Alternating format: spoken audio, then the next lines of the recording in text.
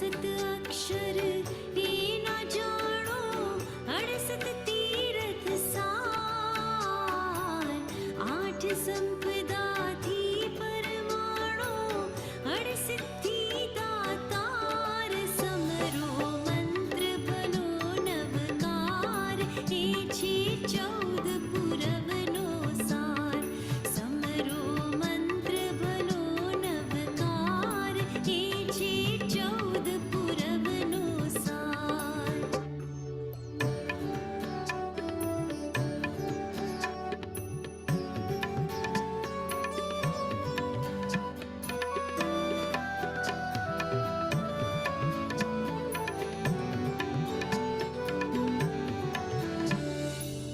नवपद एना नवनिध आपे, भव भवना दुख कापे, वीर वचन थी हृदय व्यापे, परमतम पद आपे, समरो मंत्र बलो नवकार, ये छे 14 पुरवनो सार, समरो मंत्र बलो नवकार, ये छे 14 पुरवनो सार, एना महिमानो नहीं पार, एनो अर्थ अनंत अपार, एना महिमानो नहीं पार, एनो अर्थ अनंत अपार, समरो मंत्र भलो नवकार, ये छे 14 पुरवनो सार, समरो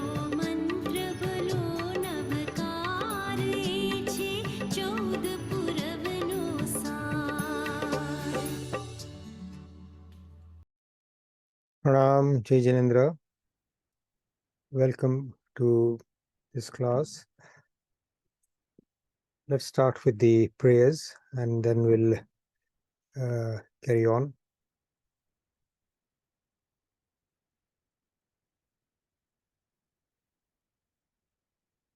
Namo Arihantanam, Namo Siddhanam, Namo Ayariyanam, Namo Vajjayanam, Namo Loye Sabbasahunam, Eso Panchanamukaro, Sabba Pavapanasano, Mangalanancha Sabbe Simpadamam Havai Mangalam.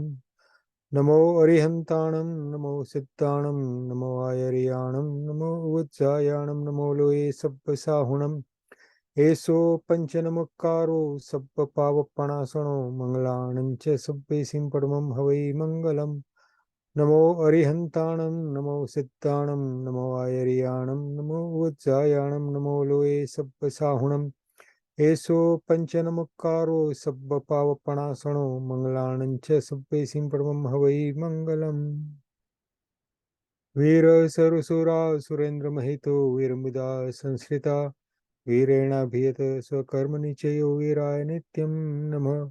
Veera Tirthamidam Pravutamasalam, Veera Shikhoram Tapo, Veere Sri Dhruti Kirti Kanti Nichaya, Sri Veerabhadram Disa, Anguthe Amrutavase Lapti Tana Bandar, Sri Guru Gautam Samuriye Manavanchita Fadadatar.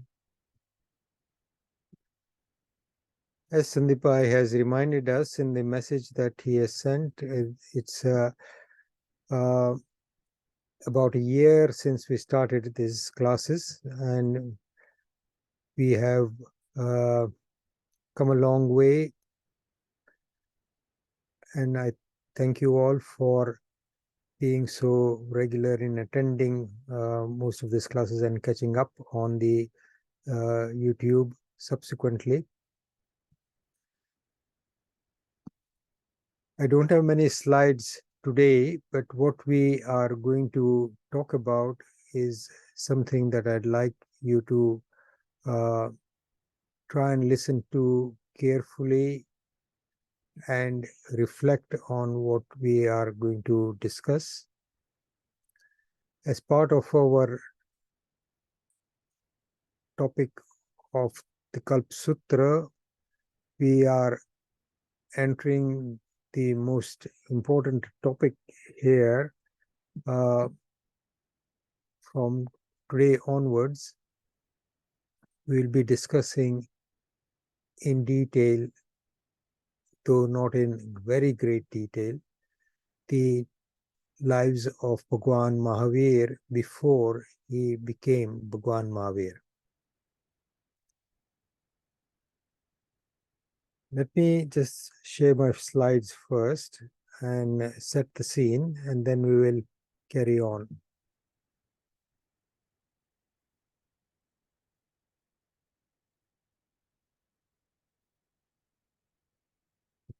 Several of the slides are the same as before. Just to remind everybody, this is about some of the pictures from old versions of the Kalpa Sutra.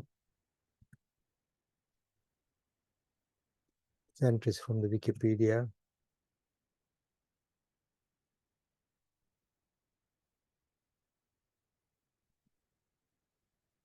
Sorry, this slide was supposed to be deleted.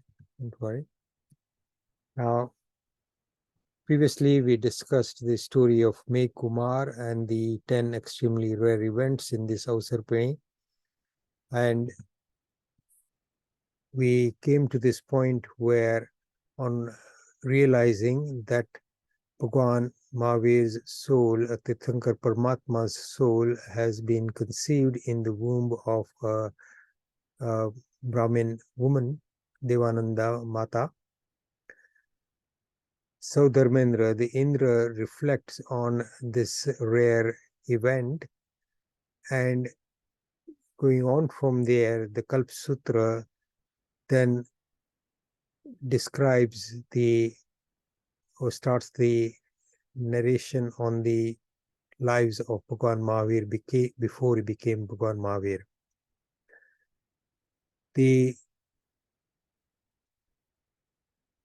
reasons why the story starts off with Indra Maharaja thinking through as to this rare event occurring as a result of Nich Gotra Karma, and from that point onwards, Kalpa Sutra says that as Indra is reflecting on Nich Gotra Karma, this particular karma was acquired in Bhagwan Mahavir's third life, and it goes on from there to describe the 27 lives. We didn't go into the details of the first life, and that's where we are starting today. We'll also be repeating some more aspects of the story of Marichi, where this particular karma was acquired.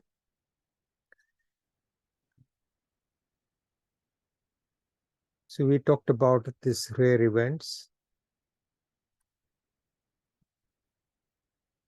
The importance of the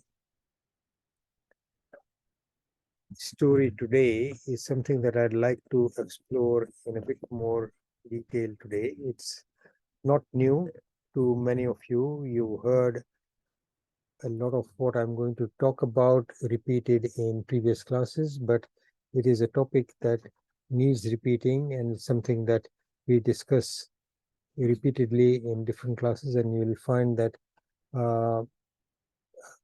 other teachers, Swadhyayakars, often come back to this particular topic because for all of us, with respect to spiritual development, this is probably the most important single subject to focus on.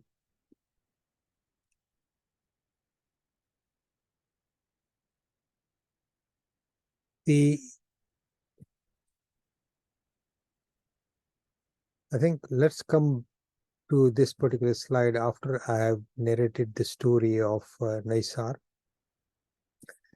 Just to remind people that when we say the 27 lives of Bhagwan Mahavir, so the 26 lives before the life of Bhagwan Mahavir, the lives that are mentioned here are the major lives. The other minor lives in between are not discussed in detail and not mentioned anywhere, though there is a piece which suggests that did happen. just to make it clear to people that the soul, as we discussed before, is eternal. So this particular description does not mean that Bhagwan Mahavir's soul only had 27 lives. It's only the 27 which are relevant and which denote from the time, the onset of the first steps to spiritual development, that these lives are counted. So prior to the achievement of this first step, which is called Samyaktva, there is no detailed description of Bhagwan Mahavir's soul in all the lives that he would have traveled through prior to this one particular life, from where his spiritual development starts. So, because Dharma talks about spiritual development and emancipation to the point of achieving moksha, everything else that goes on before the first steps towards this path are taken is irrelevant. But it is important for us to understand that that time before this first step of achieving Samyaktva would be infinite. So Bhagwan Mahavir's soul would have gone through because the soul is eternal, whenever it started its journey from Nigodh, as soon as it escaped Nigodh, the point at which he reached this first particular step of spiritual development, all the time prior to that point or prior to that particular life would be innumerable, and that would have included an infinite number of events, lives, suffering of all kinds, but they are not taken into consideration in this narrative. And that is to emphasize the fact that for all of us as well, until we reach this particular point of spiritual development or other points that precede this particular point of spiritual development, all the lives that we live through, even though they may be extremely important to us at the time when living that life, because we do not know anything better, in terms of the ultimate goal of the soul, that particular life may have no meaning. At this point, it's important for us to consider that are we anyway near that particular point from which our future lives could be counted at some time in the future. Whether we, and this is true for every soul who goes to moksha, the point, the life in which they achieve this particular step of elevation may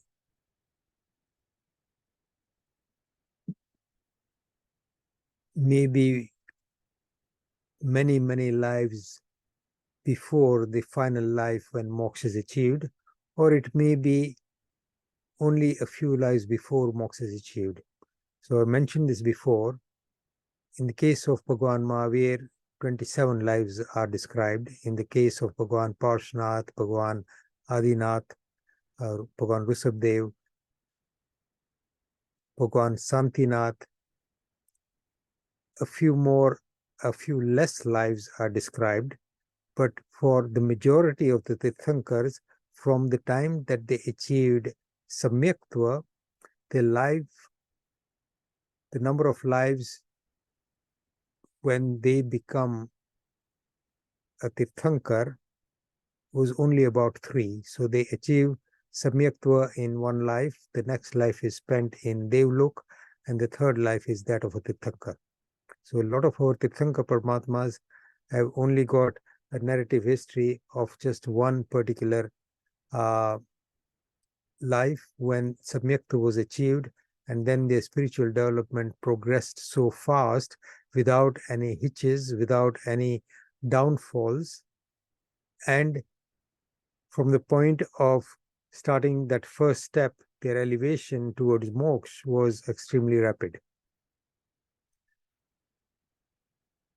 In the case of Bhagwan Mahavir, there have been many ups and downs, and it is very interesting and enlightening for us to understand the reasons for the ups and downs, and to try and incorporate the learning from this to within our lives, to try and ensure that we may be following, whether we should aim to not follow this path where we would be going down many times and then rising up again, because we do not have the same capacity for rising after we fall as Bhagwan Mahavir did. There are lots of great souls whose capacity to improve once they have made a mistake is absolutely wonderful and strong, like Bhagwan Mahavir, but most of us are much weaker souls, and if we fall, then the Shastra says that once you fall, the chances of you finding your way back to start your journey upwards again can be extremely difficult, and your chances can be very, very poor. So it may take a huge amount of time before we find our path again if we fall down. So there are many, many lessons to be learned from this 27 lives of Bhagwan Mahavir.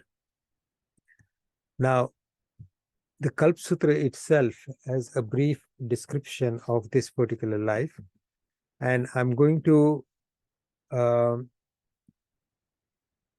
start off with that, which is quite brief, but then go on to reading a more detailed version from the Trisashti Salaka Purush Charitra, which describes all these lives in greater detail. And that particular narrative is also very beautifully written by Hemchandracharya and translated into Gujarati in this version that I'm using. So I know most of you here on the class understand Gujarati.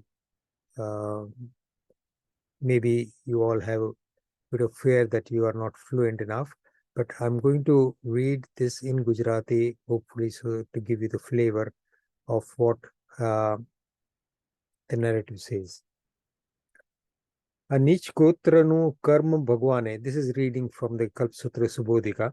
A Nich Gotranu Karma Bhagwane સ્થુલ 27 ભવોની અપેક્ષાએ ત્રીજા ભવમાં બાંધ્યું હતું. આ 27 ભવો આ પ્રમાણે છે.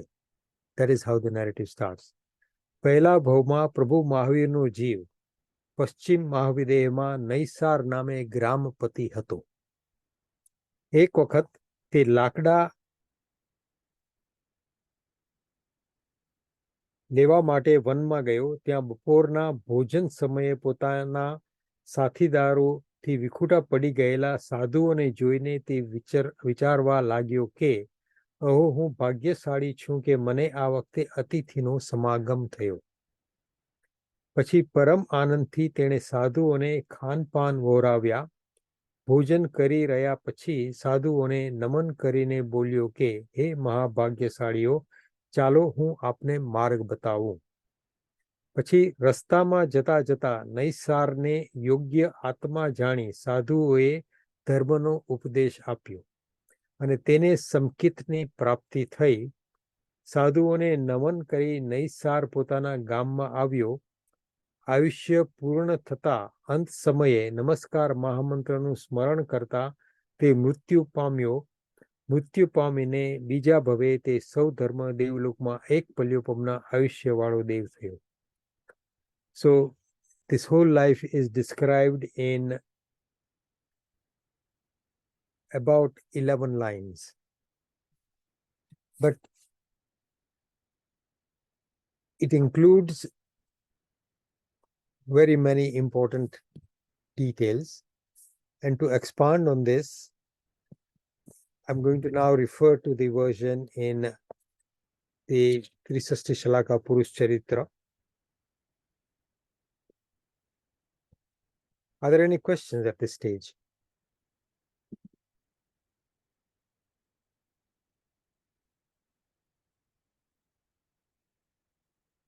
No? Okay.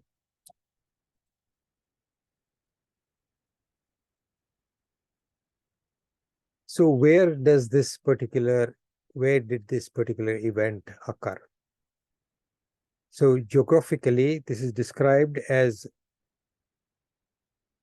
Jambudvip, that is the central island where we are. We are in the southernmost part of it, called Bharat Kshetra.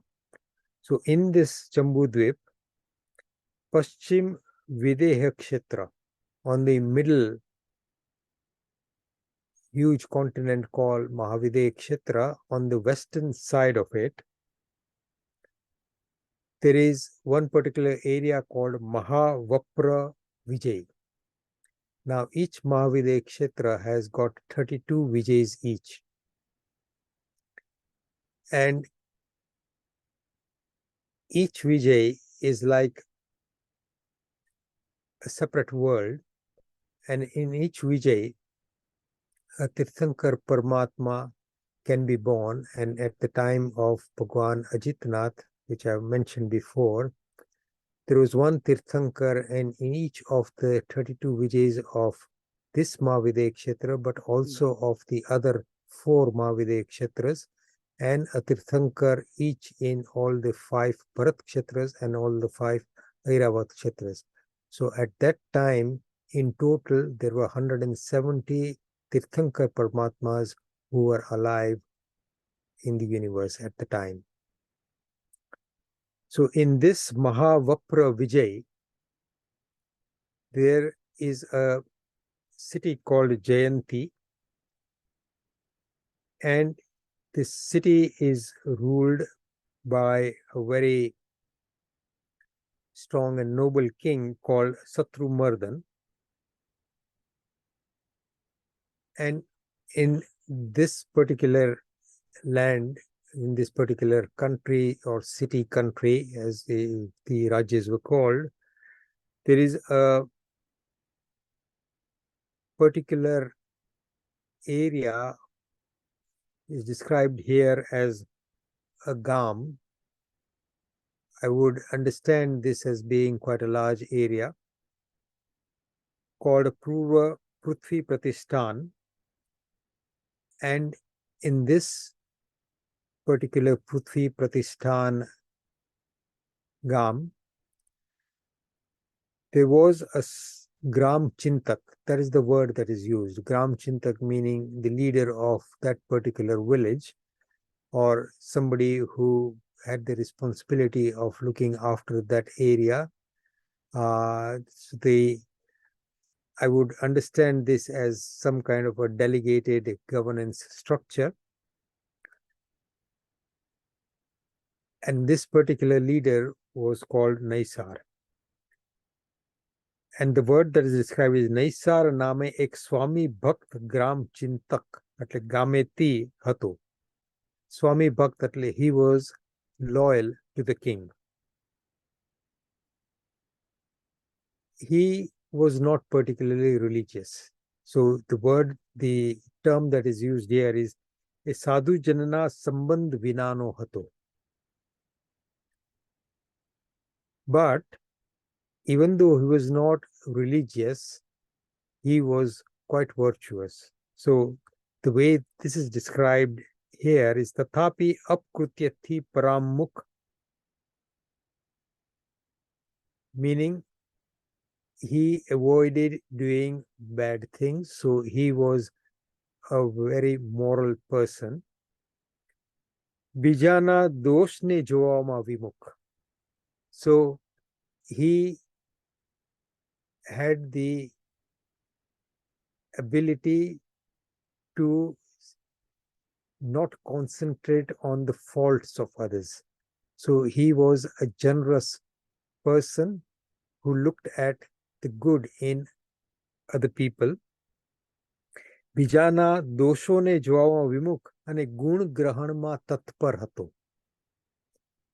ગુણ ગ્રહણમાં તત્પર, meaning that he was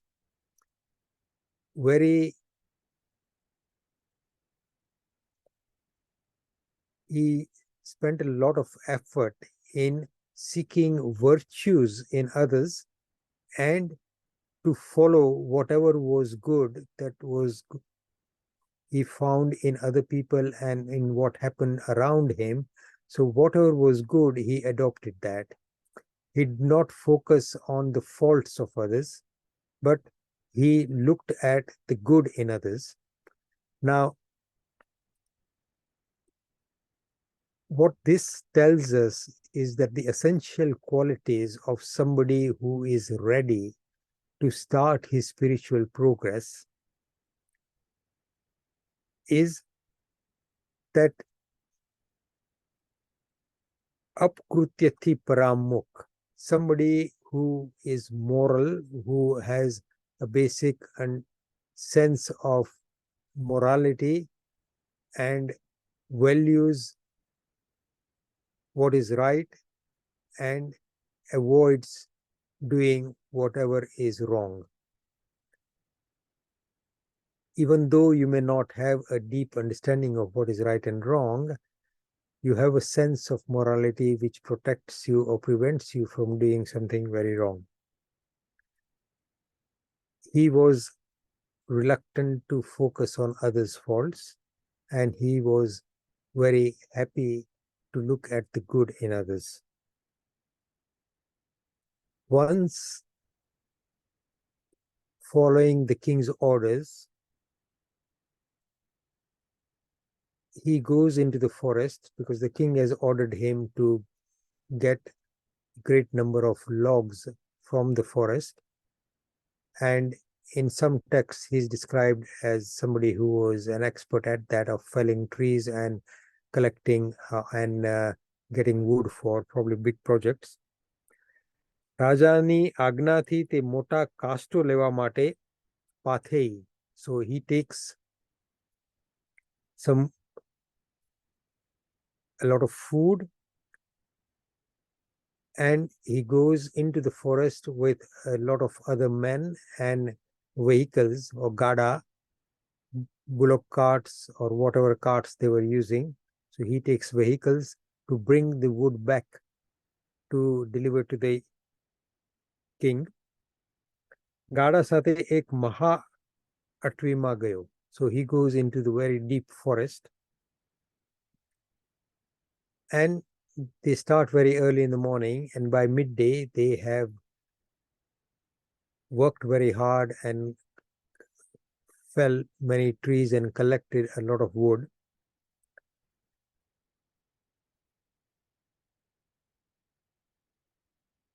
વૃક્ષો છેડતા તેને મધ્યાહ્નનો સમય થયો, એટલે ઉદરમાં જઠરાગ્નિની જેમ સૂર્ય આકાશમાં अधिक प्रकाशवा लाग्यो. ते वक्ते ते नैसार ने समय जाननार सेवको. So he had his own men with them. It is about midday now, and his men who were accompanying him and helping him felling the trees to collect the wood have prepared lunch.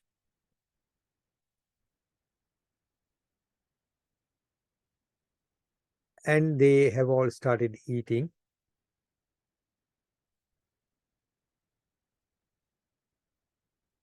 But Naysar is thinking that I'm here in the middle of the jungle.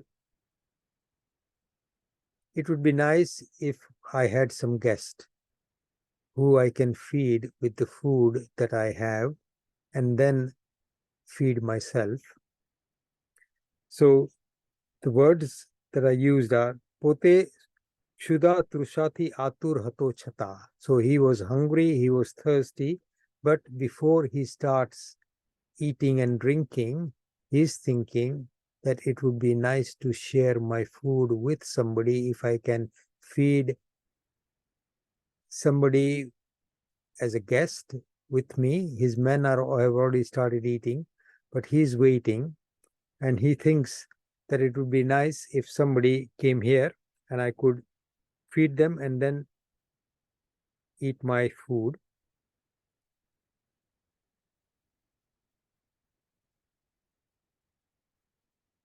And following on this thought, he started looking into the forest. એમ ધારી નૈસાર આમ તેમ જોવા लाग्यो. તેમાં ક્ષુધાતુર તૃષાતુર શ્રાંત પોતાના સાર્થને શોધવામાં તત્પર અને પસીનાથી જેમના સર્વ અંગ વ્યાપ્ત થઈ ગયા છે એવા કેટલાક મુનિઓ એ તરફ આવી ચડ્યા. So Naysar is waiting or thinking that it would be nice if some guests would arrive here, and just then very thirsty and hungry Muni Bhagwans, as you can see in this particular picture, પોતાના સાર્થને શોધવામાં તત્પર અને પસીનાથી જેમનો સર્વ અંગ વ્યાપ્ત થઈ ગયા છે એવા કેટલાક મુનિઓ તે તરફ આવી ચડ્યા. And he sees them, invites them, and he is very happy that આ સાધુઓ મારા અતિથિ થયા તો બહુ સારું થયું. એમ ચિંતવતા નૈસારે તેમને નમસ્કાર કરીને પૂછ્યું કે હે ભગવંત. So he bows down to them and asks, how is it that you are here in the middle of this deep jungle? How did you come across to this place? Because this forest is very dangerous, that even people with weapons do not venture on their own into this forest. So the Muni Bhagwan says that we were traveling from one place to another, following a sarth, that was a caravan of a particular merchants or a group of travelers who knew the way. They were walking with them, but in between, in one particular town, they went into the town to get some food, to seek some gochari. માર્ગમાં કોઈ ગામમાં ಭಿક્ષા લેવાને માટે પેઠા. તેવામાં સાર્થ ચાલ્યો ગયો. So while they had gone into the town to get some food, the particular caravan that they were part of and they were following, that caravan, all the people in that caravan left that particular town.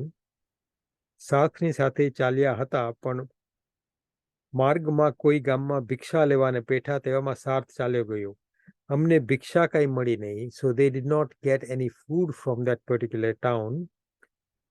And then they returned back and started walking behind where they thought that particular caravan or all the troop of people that was there were walking.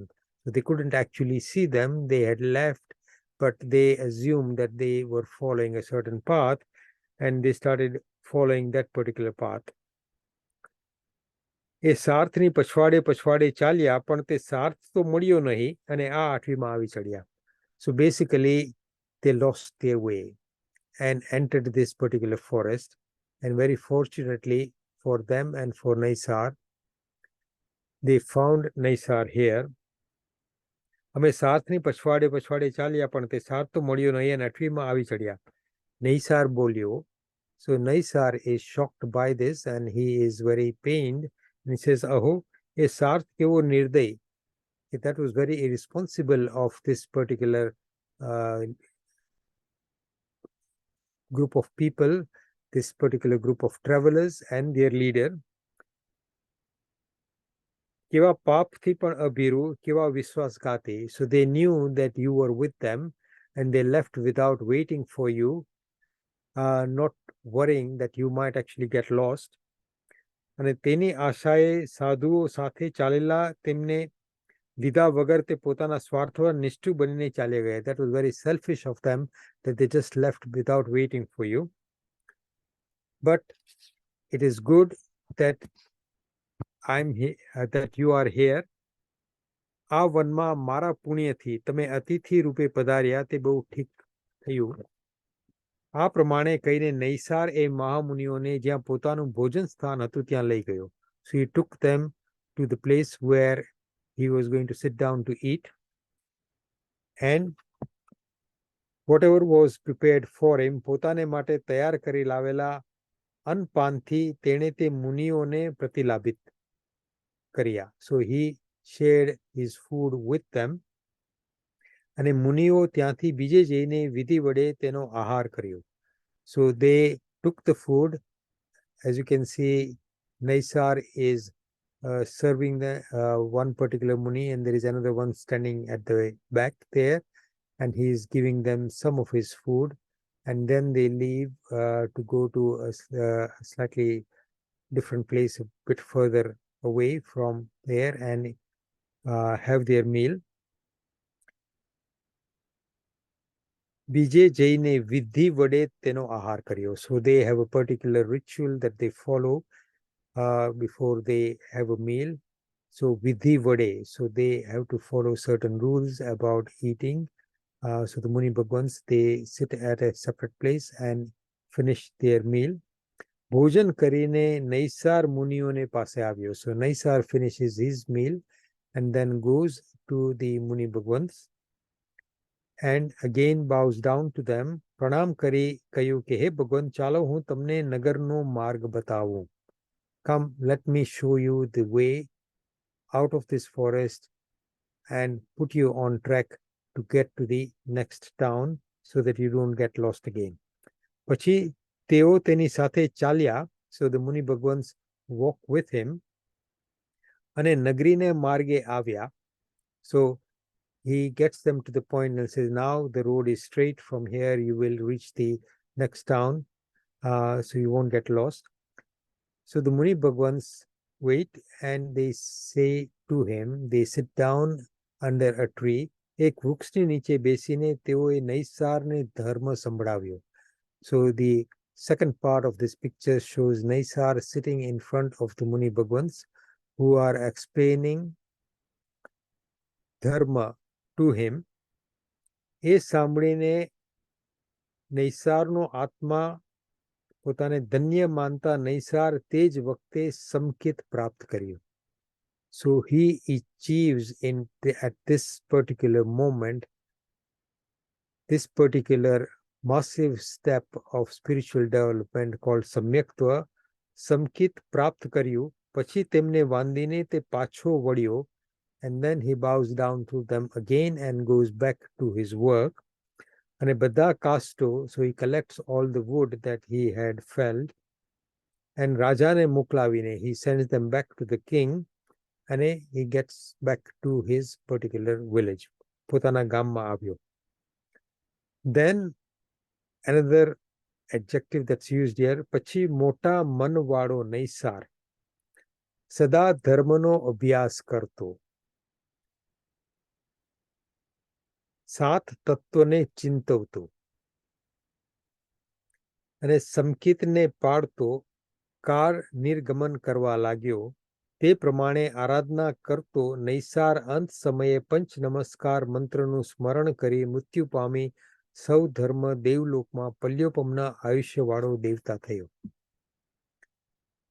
Now, what I often reflect on is that for the first time in his life, Naysar has come into contact with Muni Bhagwans who sit down with him probably for a short while, maybe half an hour, maybe an hour,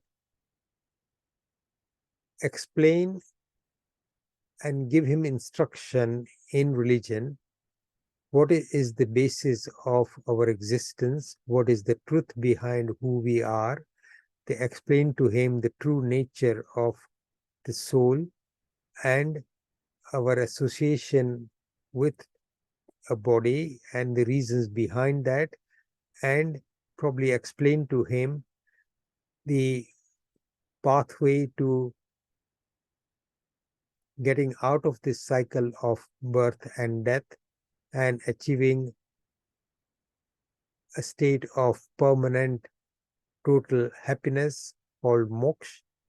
Now Naysar is listening to all this, grasps it all, retains it all, and subsequently in his probably very long life continues to practice. So what it says is, Naysar sada dharmano abhyas karto. So following that one particular sermon, he achieves a state of spiritual development, and it's described as samyaktva, and then progresses on in that particular life.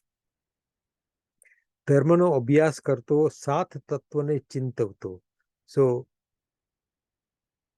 जीव अजीव पुण्य pap ashrav samvar nijra bandhane moksha.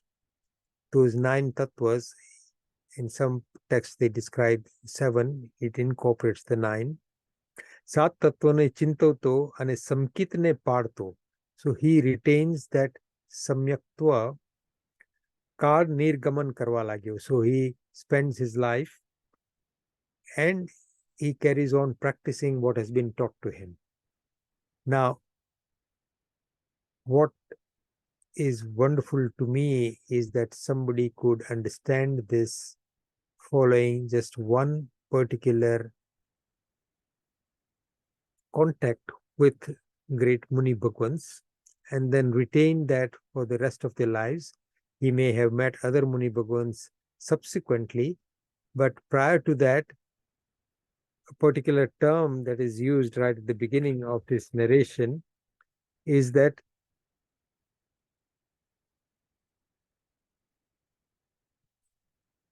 Sadhu Janna Sambandh Vinano Hato, meaning he did not have any particular association with Sadhu Bhagwans prior to this particular meeting. So he had not really dwelled very much on what was dharma, what was the true nature. So he had not actually explored spirituality to any great extent, but he had other virtues. He had the virtue of generosity, he had the virtue of thinking about others, of worrying about others, and he had the very helpful nature, which made him at the right point spiritually to then progress onwards from there. And his time had come and for him to achieve samyaktva, and that happened in this particular life. And from then, after having practiced religion well for the rest of that life, he ends that life and goes to Saudharma Devlok and spends and with a very long lifespan of one Palyopam. In Devlok terms, that is not extremely long, but in our terms, that's an extremely long lifespan. And from there, so his second life was in Saudharma Devlok. ભરત ક્ષેત્રમાં વિનિતા નામે શ્રેષ્ઠ નગરી છે. ત્યાં નગરીના યુગાદી પ્રભુને માટે દેવતાએ પૂર્વે વસાવેલી હતી. તેમાં શ્રી ઋષભ સ્વામીના પુત્ર ભરત નવનિધિ અને 14 રત્નના સ્વામી ચક્રવર્તી થયા હતા. તેને ગેર આ ગ્રામ ચિંતક નૈસારનું જીવ પુત્રપણે અવતર્યો. તે આસપાસ મરીચી એટલે કિરણોને ફેલાવતો હતો, તેથી તેનું નામ મરીચી એવું નામ પાડ્યું હતું. So we won't go into that life now in detail, but just to say from the second life, Saudharma Devlok. From Naysar, he goes to Saudharma Devlok, and from there he is born in the as a son of Bharat Chakravarti, who was the son of Bhagwan Rishabdev. And he is named Marichi because he was very bright and it looked like he was spreading rays of light from him, and that's why he was called, his name was Marichi. Now we'll come to that next week. We will start with the story of Marichi in greater detail next week. But let's come to this slide now. Anybody, you heard this term many times during the past year that we have had these classes. What is Samyaktva and why is it so important? I'm going to stop sharing now a minute. And please feel free to put your videos on.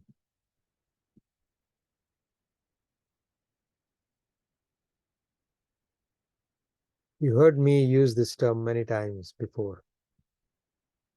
Anybody?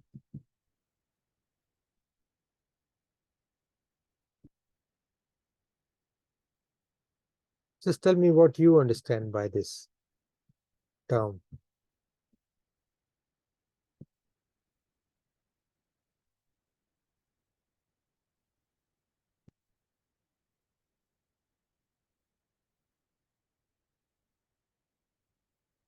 I want to hear from somebody other than Bharat Bhavishi.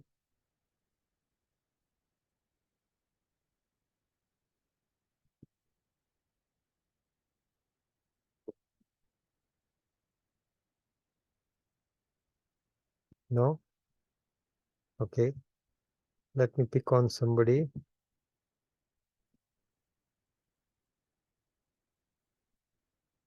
Nilma, Harsha.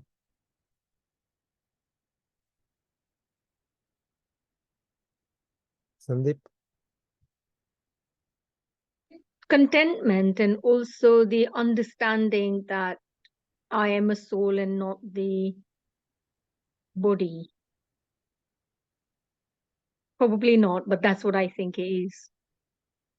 Okay. You know, Samyaktva is the first great step in spiritual development. What happens at this point is that the soul reaches a state from which a huge part of its monia karma has become less of a problem. It has been suppressed so that the true nature of the soul becomes more apparent to the soul itself. So it begins to recognize itself. And even if this moment is very brief, this one particular step ensures that the soul's future journey towards moksha is guaranteed, one. Number two, that it is not going to be infinite. Shilaben, what do you understand by this term? I think he's received the right knowledge from the sermon that the Guru Maharaj must have given him. And from that, as it is, he was a kind person anyway. So from that, he started thinking more and more of all the ways of life, probably, or something like that. And then from that, he's developed his mind into more of spirituality and gone deeper into the faith. Thank you, Shilaben. But I think what we need to realize is that understanding a lot of this at the level of thought, meaning thinking and accepting this reality that I am the soul, I am not the body,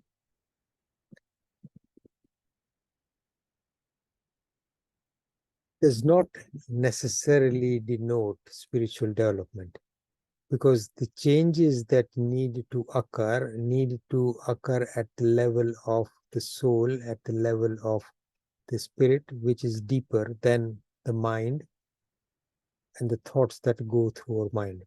So what needs to change is internally, because this is about the emancipation of the soul at a level where a lot of it, and the terms that I used are Atmano Upyog or Parinati, meaning the state of the soul. And that is deeper than what occurs at the level of conscious thought, even subconscious thought.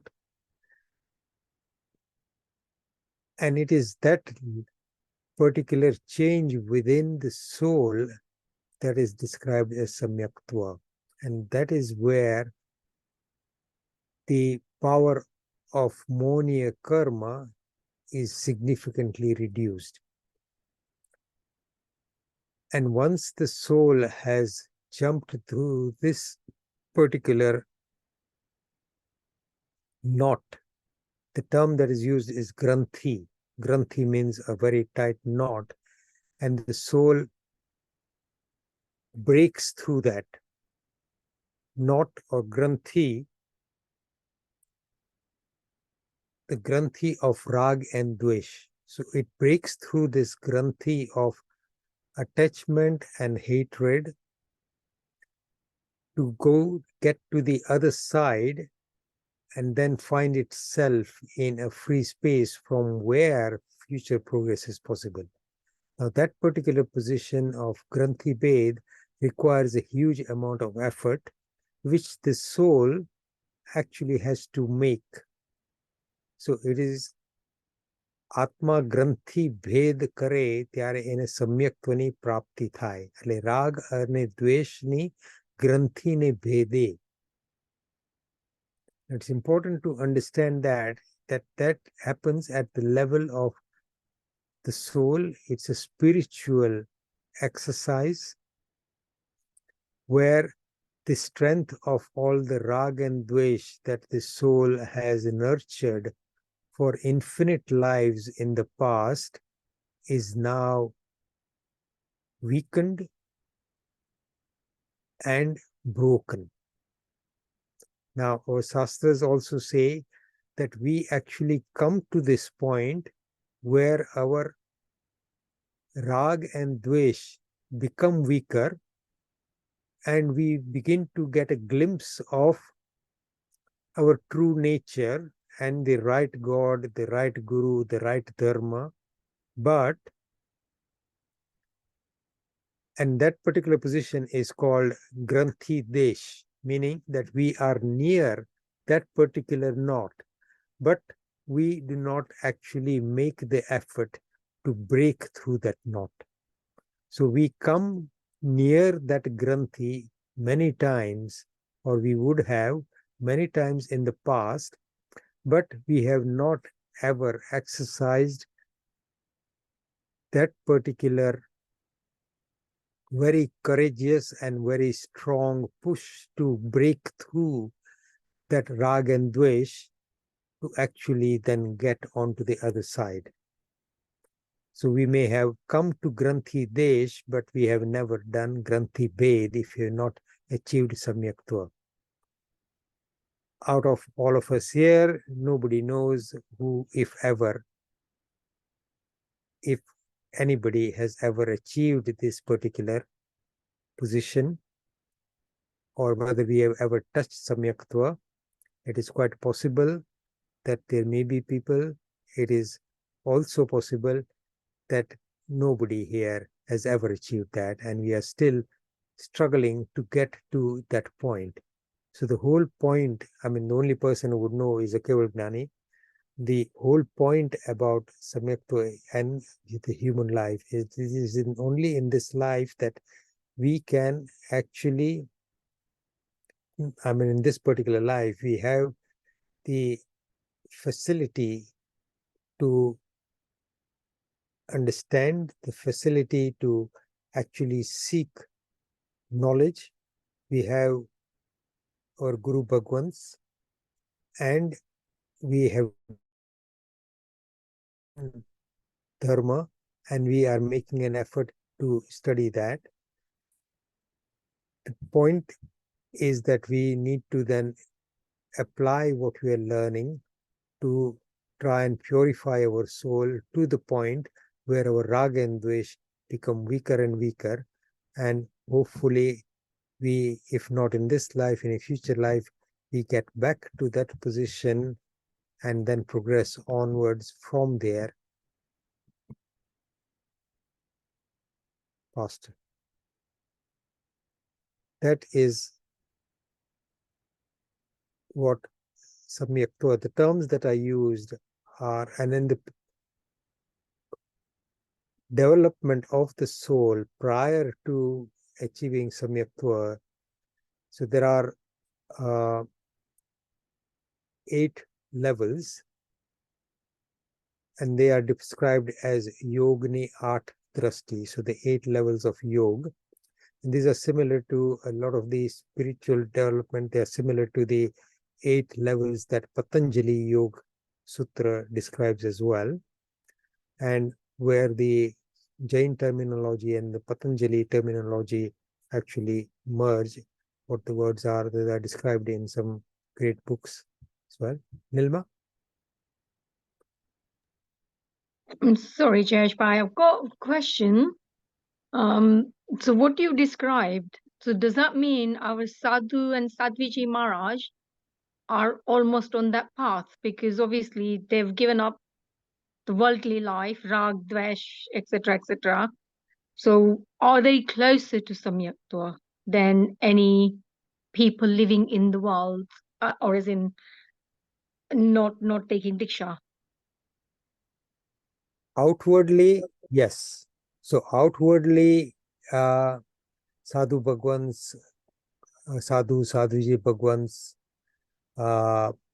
Upadhyay, Acharya, they would be considered to be at a level of spiritual development of, so if you talk about the 14 steps of spiritual development, the 14 Gunasthanak, then yes, they would be at a higher level, but beyond Samyaktva. However, it is not impossible that you can hold on to or still be at the level of Mithyatva, meaning not yet at that level of Samyaktva, when you not even got rid of your, or have not permanently got rid of your state of ignorance, and the strength of the rag and dvesh within you is at a level where you actually lost the true understanding of your true nature and the conviction and shraddha in the true Dev, Guru and Dharma. It is possible that even in that particular ways you may not, and it is also possible that where we are, we could be much further ahead as well. However, generally speaking, it would be true to say that those who are Sadhu, Sadhviji Bhagwans are at a much higher spiritual level. But you must remember that we are talking about spiritual development, not what we see outwardly. So ultimately, only Tirthankar Paramatmas would know. However, that level of spiritual development, as we will see in the life of Bhagwan Mahavir, may not always persist at the same level. So, for example, when you lose Samyaktva and you go back to Mithyatva, and if you have very strong kasais, Krodh, Man, Maya, Lobh, then it would be possible at that stage to even go down to Narak, to become a Tiriyan. So as we will see in Bhagwan Mahavir's future lives, what he has achieved in this particular life of Naysar, see, subsequently it occurs that that is lost. And that's why I said at the beginning that it can go up and down, and we've all been through that journeys. So ultimately, it is down to where we are spiritually and how our conduct follows that particular state of our spiritual development. But I guess it's easier Absolutely. to be at that level if you are sadhu, sadhvijis, Yeah, then you're absolutely. living in the world. Yeah, absolutely. And then that is the point. So all the trappings of our sansaric life are definitely a hindrance. We have the facility to be angry, greedy, jealous, and being everything that is wrong, being very proud in a much greater extent than those who have left sansar completely. So Sadhuji Bhagwans are definitely at that level. They're around 6th or 7th Gunstan level. And we would generally even say those of us, those among us, I mean, I don't know if anybody in this group has taken the vows of a Shravak, then that would be at a that particular level. And then beyond that, if you are samyak, you've achieved the state of samyaktva, but not taken any vows, so you don't have any desvirti or sarvavirti. Sarvavirti is Sadhuji Bhagwan. Desvirti is like a Shravak Shravika. You may be at a level where you just climb that step to be spiritually at the samyaktva level. But before that, where most of us are likely to be, is the level of mithyatva, where we have not really at this point digested the true nature of ourselves. I think a lot of this is a bit difficult to explain in English, but if you are interested in a lot of this, the Wednesday class, and if you are able to follow Gujarati better, would actually be quite useful to many of you. Thank you. Okay. Bharat Bhai, you want to add anything or tell me if I've explained this well enough without any mistakes?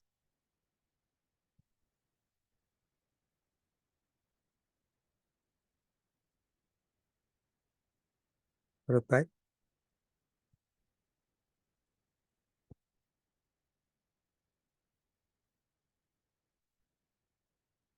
Are you there?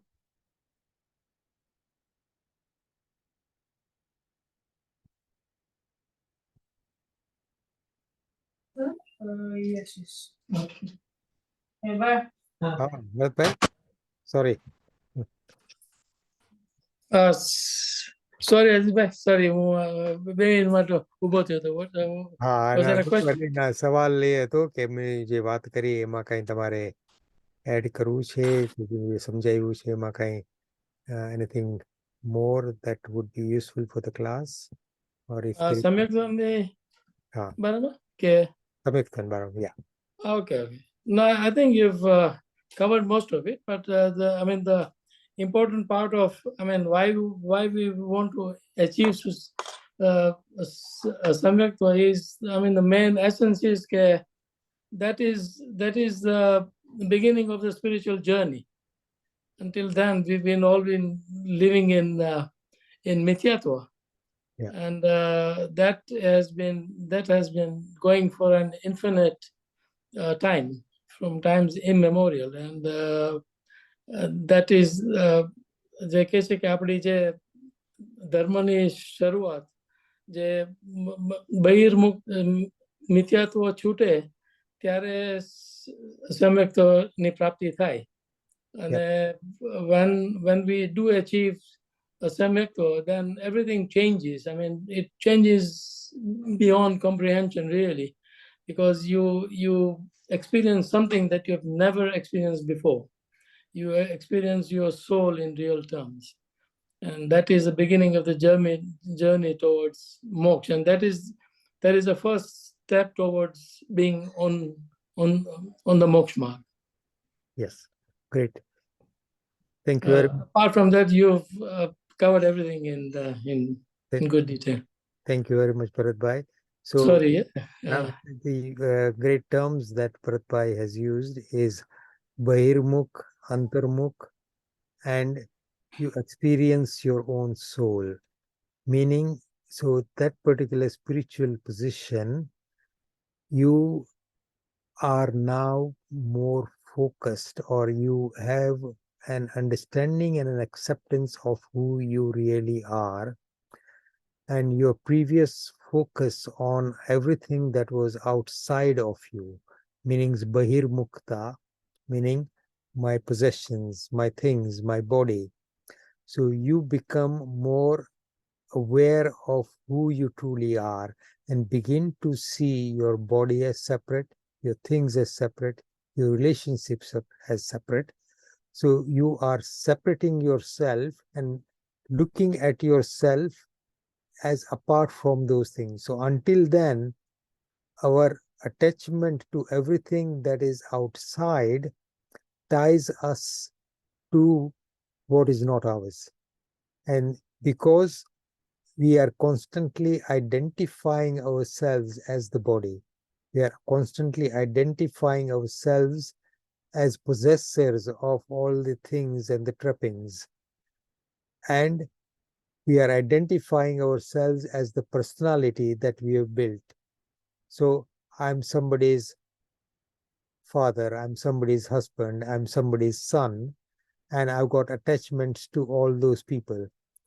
I am a possessor of a degree. I am a particular, I've got a position in society in this particular profession, or I am known as so and so. And we have this pride about our external self. And it is in this point of spiritual development, when all that is actually put aside, you begin to recognize that none of that is you. So thank you very much, Bharat Bhai. You use those two terms, and I think those are extremely important. You get out of Bahirmukta and you get into Antarmukta, meaning you get back into yourself spiritually. You detach yourself from the world outside and recognize that you are not that. But as part of that, you also recognize that the true Paramatma, the true Dev, is the one who has shown you that path, who has already himself achieved that particular position, who has recognized and developed to that level where they have actually become Arihants and Siddhs. So we worship them as Devs, and then we have Guru Bhagwans who are following that particular path to get to that point. So they are all on the journey. Acharyas, Upadhyay, and Sadhu, and Sadhviji Maharaj are all on the path to becoming Siddh Bhagwans. So they are all following the path, and everybody is teaching us to follow that same path and telling us repeatedly that you and I are the same. So we are essentially similar to Siddh Bhagwans.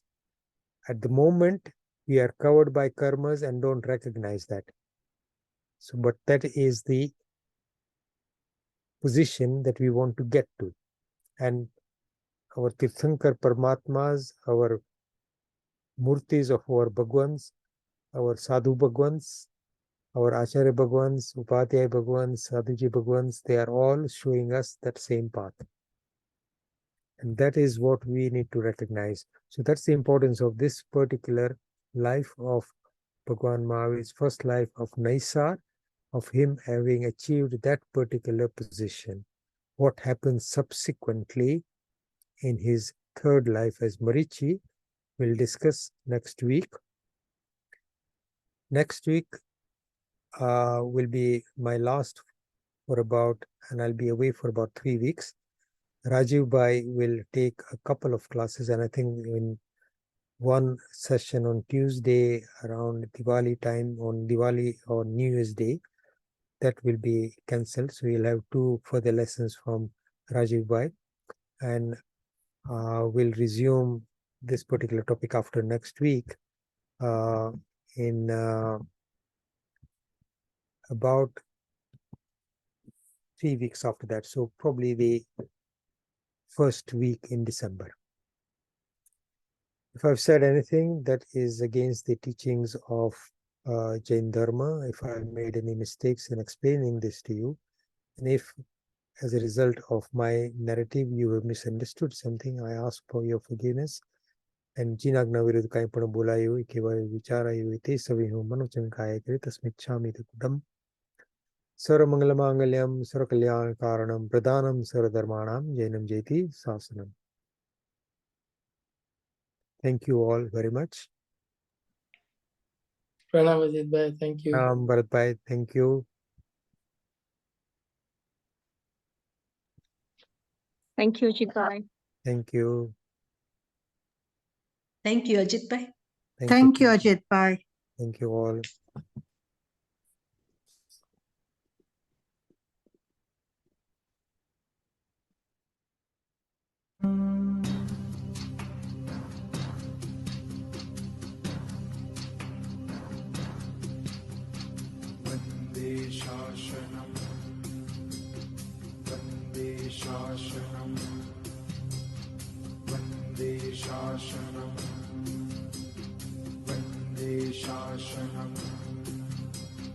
ओ वीर तारू शासन मुझने प्राण थकी पण प्यारू तारा शासन काजे जीवी फिटवानी हिम्मत धारू जन्म्या में जिन शासन माही जन्म्या में जिन शासन माही गौरव एनु धारू वंदे शासनम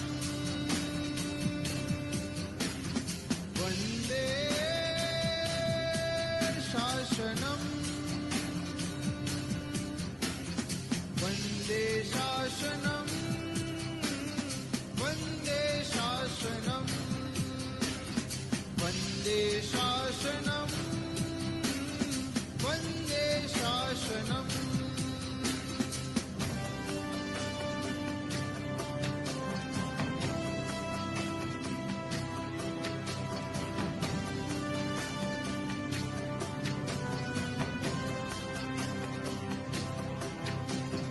तुझ शासननी रक्षा काजे कुर्बानी छे मारी अंगे अंगे व्यापी गई छे जिन शासन कुमारी